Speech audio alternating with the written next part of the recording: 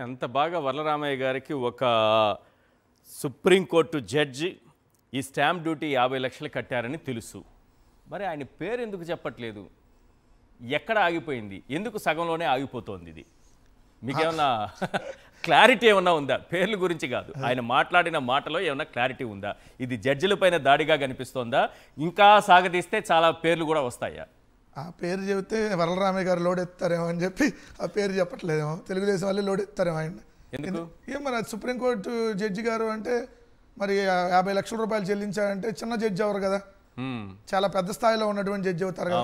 కానీ ఆ న్యాయమూర్తి గారు మంచిదే చేశారు అనొచ్చు. అందుకు మంచిది, ఎందుకంటే తిరుమల వెంకన్న స్వామికి 14 కోట్ల రూపాయల ఆస్తుల్ని ఏదైతే డొనేట్ అంటే ఆస్తుల్ని తిరుమల దేవస్థానానికి చేసిన తప్పుకి ఇప్పుడు ఎవరైతే అక్కడ రవికుమార్ అనేటటువంటి ఉద్యోగి 72,000 దొంగతనం చేశాడు. 72,000 రూపాయలు దాని వాల్యూ. ఆ 72,000 రూపాయలు దొంగతనం చేశారు.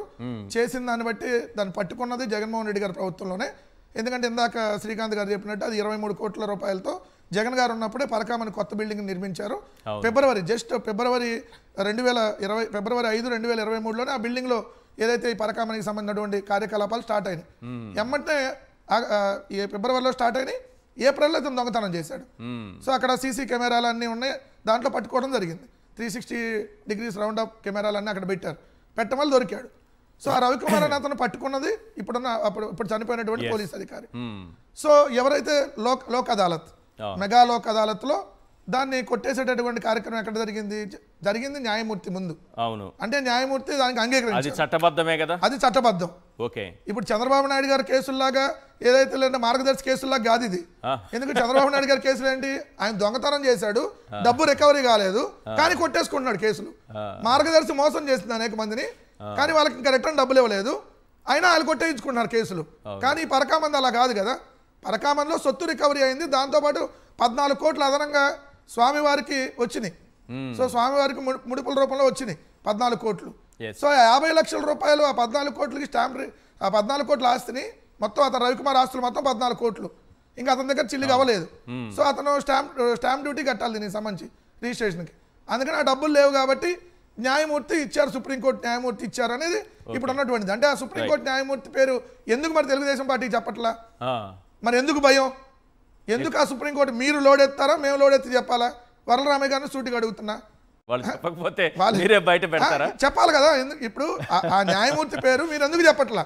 ఆ న్యాయమూర్తి మంచిగా చేశాడు ఈ విషయంలో. అయితే మిగిలిన విషయాల్లో ఆయన పైన కూడా దాడి చేయిస్తున్నారు, ఇది మరీ దారుణం కదా. అంటే వాడుకోవడం వదిలేయడం అలవాటే కదా వాళ్ళకి. ఇప్పటికైనా ఆ న్యాయమూర్తి గారు తెలుసుకోవాలి. ఒకటికి 2 సార్లు ఆయన పేరు చెబుతున్నారంటే మరి చంద్రబాబు నాయుడు గారు ఎందుకు అది చెప్పొద్దు, నీ పేరు ఎత్తొద్దని ఎందుకు అంటలా? ఇండైరెక్ట్ గా ఆయన ఎందుకు అంటున్నాడు? అసలు వరలరామయ్య గారికి ఏం సంబంధం దీంట్లో? వరలరామయ్య గారికి ఆయన ఏమన్నా అన్యాయం చేశారా, లేకపోతే వరలరామయ్య గారు నిజంగానే న్యాయం జరగాలి అందరికీ మాట్లాడుతున్నారా? ఇది బయట రావాలి. ఇప్పుడు ఒకటి సార్, ఇప్పుడు పరకామణి విషయంలో ఏదైతే చోరీ జరిగిన మాట వాస్తవం, అని అంతకుముందు చాలా సంవత్సరాలు చేస్తున్నాడు అని అంటున్నారు. సో ఆస్తి 14 కోట్లు చేశారు. ఇక్కడ దీంట్లో ఇంకా అన్యాయం ఎక్కడ ఉంది? దీన్ని అసలు మళ్ళీ కేసు తిరగదోడి వైఎస్ఆర్ కాంగ్రెస్ పార్టీకి సంబంధించినటువంటి అక్కడ చైర్మన్ గా పనిచేసిన వాళ్ళం వేధించాలన్నటువంటి కుట్రగాకేంటి. ముందు సిఐ సతీష్ కుమార్ది ఆత్మహత్య హత్య ఇది తేల్చండి. ఇప్పటివరకు తేల్చలేదా? ఇది తేల్చలా. అదేమని అడిగి మన ప్రభుత్వం వచ్చంటే ఆల్రెడీ నన్ను ఎత్తుకెళ్ళారు ఒకసారి, ఇదోసారి జరిగి మిమ్మల్ని తీసుకెళ్లిపోయారు. కానీ ఇప్పటివరకు దారలా ఇప్పుడు వరకు సిఐ సతీష్ కుమార్ ఎలా చనిపోయాడు? మళ్ళీ మాట్లాడితే మీ అంతు తేల్చేస్తా కానీ కేసు మాత్రం తేల్చలేదు. ఇప్పుడు సిట్ విచారణలో మీరు అన్నట్టుగా ఇందాక సిట్ అంటే చంద్రబాబు నాయుడు ఇన్వెస్టిగేషన్ టీం వాళ్ళ బంధువులందరినీ వేసుకుంటున్నారు అక్కడ. ఇప్పుడు అట్లానే అక్కడ లక్ష్మణ్ రావు అనే ప్రైవేట్ వ్యక్తిని కూర్చోబెట్టారనేది ఏదైతే మనకు పత్రికల్లో వచ్చినటువంటి వార్తల సారాంశం. ఎవరా లక్ష్మణ్ రావు అనే ప్రైవేట్ గుండా? సిట్టు విచారణలో అతనికి ఏం పని? సో ఇవన్నీ ఇప్పుడు తేలుతాయి కాబట్టి ఏదైతే అతను చనిపోయాడు అనేది ఇప్పుడు వస్తుంది. దానికి ఇప్పుడు వరకు తేల్చలా. రెండోది ఇందాక ఒక కీలకమైన పాయింట్ ఇప్పుడు ఆల్రెడీ నడుస్తూ ఉంది కాబట్టి ఏదైతే టీటీడీ చైర్మన్ గా ఉన్నటువంటి వ్యక్తి తిరుమల దేవస్థానానికి సంబంధించి ఉన్నటువంటి ఆ కొండల్ని ఆనుకొని పిచ్చి కొండలు ఉంటాయా? మీరు చెప్పండి సార్. తిరుమల ప్రాంతంలో ఏది చెత్త కొండలు పిచ్చి కొండలు ఉంటాయా? అంటే ఎంత మీకు ఇదెక్కి మాట్లాడుతున్నారు మీరు? దీన్ని ఏమన్నారు మిమ్మల్ని? తక్షణం మీరు తప్పుకోవాలి ఆ పదం నుంచి. ఏంటి మీ చెత్త కొండ? తిరుమలలో ఉన్నటువంటి 7 కొండలను ఆనుకొని చెత్త కొండ ఉందా? ఏమన్నారు ఆయన? చెత్త కొండ మీరు అన్నట్టు చెత్త మాటలు ఆయన అంటాడు, అది చెత్త కొండ అని చెప్పి. ఎంత దారుణమైనటువంటి వ్యాఖ్యలు ఒకసారి వినిపిస్తాను సార్ మీకు. ఆపుతున్నావు ఎందుకు ఆపం? ఆపుతున్నావు, అవి కూడా బాగా కమర్షియల్ అయిపోయినాయి. డిస్పోజ్ చేయరు, మళ్ళీ టీటీనే డిస్పోజ్ చేయాలా. వెనకాల 7 కొండలు కదా, ఇంకొక కొండ ఉంది, 8వ కొండ, చెత్త కొండ. 8వ కొండ చెత్త కొండ. తిరుమల 7 కొండలను అనుకొని ఒక చెత్త కొండ ఉందంట. ఏం సార్ మనిషి మాట్లాడితే మాటలేనా? ఒకడేమో జంతువులు కో అంటాడు, ఇంకోడేమో అయోధ్యకి 1,00,000 లడ్డూలు తయారు చేసి పంపిస్తా అంటాడు, ఇంకోడేమో ఇష్టం వచ్చినట్టుగా ఈ 7 కొండల పక్కన ఇంకో చెత్త కొండ ఉందంటారా? మీలాంటి వాళ్ళు ఈరోజు చైర్మన్గా ఉన్నారు అక్కడ టీటీడీకి. తక్షణం నీకు సిగ్గు సార్ ఉంటే ముందు రాజీనామా చేయ పదవి నుంచి. దేవుడి మీద ఈరోజు మీరు చెత్త కొండలు అంటారా? అంతకుముందు కూడా అంతే అండి. 2 కొండలని ప్రచారం చేశారు ఈ తెలుగుదేశం పార్టీ వాళ్ళు. 2 కొండలని కోర్టుకు వెళ్ళారు, 2 కొండలే ఉండాలని.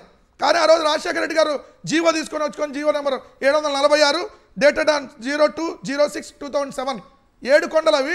ఏదైతే శేషాద్రి కొండ, నీలాద్రి కొండ, గరుడాద్రి కొండ, అంజనాద్రి కొండ, వృషభాద్రి కొండ, నారాయణాద్రి కొండ, వెంకటాద్రి కొండ, ఇది 7 కొండలు తిరుమల అంటే అని చెప్పి రాజశేఖర రెడ్డి గారు జీవో తీసుకొని వస్తే ఈరోజు దాని పక్కన ఉన్న ఇంకో కొండ చెత్త కొండ, మీ బొంద కొండ. ఏందండి ఈ మాటలు?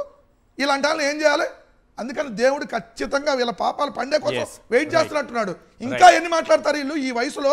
ఒకరికి 75 ఏళ్ళు ఉంటాయి, ఇంకొకరికి 80 ఏళ్ళు ఉంటాయో. ఇష్టవంతం నోటికి ఏది వస్తే అది మాట్లాడతా ఇంకా ప్రజల్ని ఈరోజు హిందువుల మనోభావాల్ని దెబ్బతీస్తూ పవిత్రతను చెడగొడుతుంది ఎవరు? ఇలా ఛానల్లో కూర్చొని ఒకడేమో పందికోవ అంటాడు, ఇంకోడేమో పలానా లేడీస్ కోవ అంటాడు, ఇంకోడేమో ఇష్టవంతుడిగా 1,00,000 లడ్డూలు తయారు చేసి పంపించా అంటాడు. ఈయనేమో పిచ్చికొండ, దొంగకొండ, చెత్తకొండలు అంటారా? వీళ్ళు ఏం చేయాలి మీరు చెప్పండి?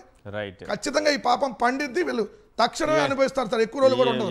నేను నాగమల్లేశ్వరి గారిని కూడా అడుగుతా. పాపం పండుతుంది అంటున్నారు, ఏంటి పదే పదే అవుతుందా? అసలు భగవంతుడు చూస్తున్నాడు అని అంటున్నారు, జరగాల్సిందేం జరిగిపోతూనే ఉంది. నాగమల్లేశ్వరి గారు సార్, పాపం పండుతుందండి, 100% పండుతుంది. అందులో వెంకటేశ్వర స్వామితో పెట్టుకుంటే ఎంత బాగా పాపం పండుతుంది అనేది అందరికీ తెలిసినటువంటి విషయమే.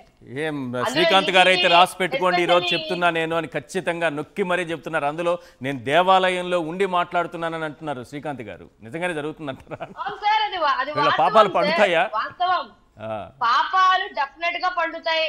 రాబో రోజులలో ప్రజలు వీళ్ళని తరిమి కొట్టే రోజు ఒకటి వస్తుంది. ఇప్పుడున్న టీటీడీ చైర్మన్ ఎట్టి పరిస్థితుల్లో ఆయన రాజీనామా అయితే చేయాల్సినటువంటి అవసరం ఉంది. ఇంకా సిగ్గు తెచ్చుకొని నేను ఇప్పుడైనా మీడియా ముందుకు వచ్చి ఆయన ఏ ఉద్దేశంతో అన్నారు? ఏంటది? చెత్త కామెంట్స్ ఏంటి? ఏంటది? ఏ ఉద్దేశం ఏంటి సార్? అధికార మదం, ఇంకే ఉద్దేశం ఉంటుంది వీళ్ళకి? ఒక కొండ కోసం మాట్లాడేటప్పుడు ఒళ్ళు జాగ్రత్త పెట్టుకొని మాట్లాడాలన్న విషయం, దానికి మళ్ళీ ఉద్దేశం ఏముంటది సార్? నిర్లక్ష్యం అంతే. చచ్చిపోయిన జనాల మీద నిర్లక్ష్యం, ఉన్న కొండ మీద నిర్లక్ష్యం. వెనకాతల 7-8 కొండలు ఉన్నాయి, అందులో ఒక కొండ చెత్త కొండ అంటున్నాడు అతను. అసలు 7 కొండల్ని ఇంకొక కొండతో పోల్చడమో తప్పనుకుంటే దాన్ని మళ్ళీ చెత్త కొండ అనడం ఎంత అపచారం సార్? ఇప్పుడు రావాలి, మరి ఇప్పుడు రావాలి మన డిప్యూటీ సీఎం గారు ఈ మాటకి ఆయన మెట్లు కడగాలి. ఇంత తప్పు మాట మాట్లాడినప్పుడు ఆయనతో సారీ చెప్పించగలుగుతాడా? గతంలోనే సారీ చెప్పమంటే గాలోళ్ళు ఎవరో వస్తే నేనెందుకు సారీ చెప్తానని గాలి తీసేసాడు ఆయన. ఒక చైర్మన్ కి, డిప్యూటీ సీఎం ఉన్నటువంటి ఒక వ్యక్తికి మినిమం కూడా విలువ ఇవ్వలేనటువంటి వ్యక్తులు వీళ్ళంతా. వీళ్ళు వచ్చి ఇప్పుడు పరిపాలిస్తారు, ఇప్పుడు వెంకటేశ్వర స్వామి యొక్క నైపుణ్యాన్ని కాపాడతారంటే ఎవరు నమ్ముతారు సార్? శ్రీకాంత్ గారు మీ పాయింట్ ఏంటి? ఒక్క నిమిషం. ఏం లేదు, నిన్న జగన్మోహన్ రెడ్డి గారు సింహాచల దేవస్థానం గురించి చెప్పారు. అవును, అక్కడ కొన్ని లక్షల రూపాయలు హుండీ దొంగతనం జరిగింది. వాళ్ళను మన బెయిల్ మీద మాత్రమే వదలగలిగారు. అవును. ఇంకొకటి తెలియని విషయం ఇంకొకటి ఉంది. తిరుమలకైనా సింహాచలంకైనా ఒకటే రూల్ ఉంటుంది కదా.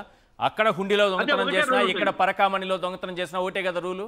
కానీ తిరుపతిలో పరకామణిలో దొంగతనం జరిగితే ఎక్కడి వరకు తీసుకెళ్లి అతని లోక్ అదాలత్ వరకు తీసుకెళ్లి ఆస్తులు 14 కోట్లు రాయించే వరకు తీసుకెళ్లారు. ఇక్కడ స్టేషన్ బెయిల్ ఇచ్చి పంపించారు. ఇక్కడ స్టేషన్ బెయిల్ ఇంకొకటి ఉంది ఈశ్వరరావు గారు.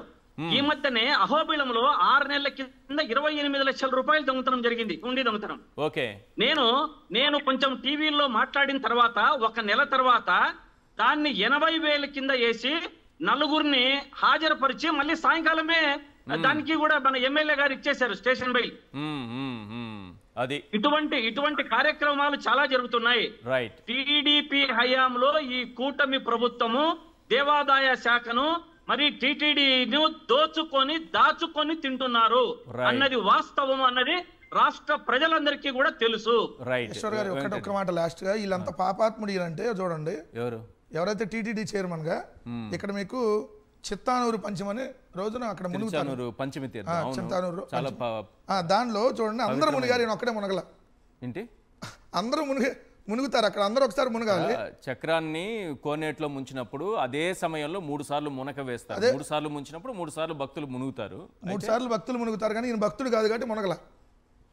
ఇంత గొప్ప భక్తుడు టీటీడీ చైర్మన్. బాగా చూపించండి, ఒకసారి చూపించండి.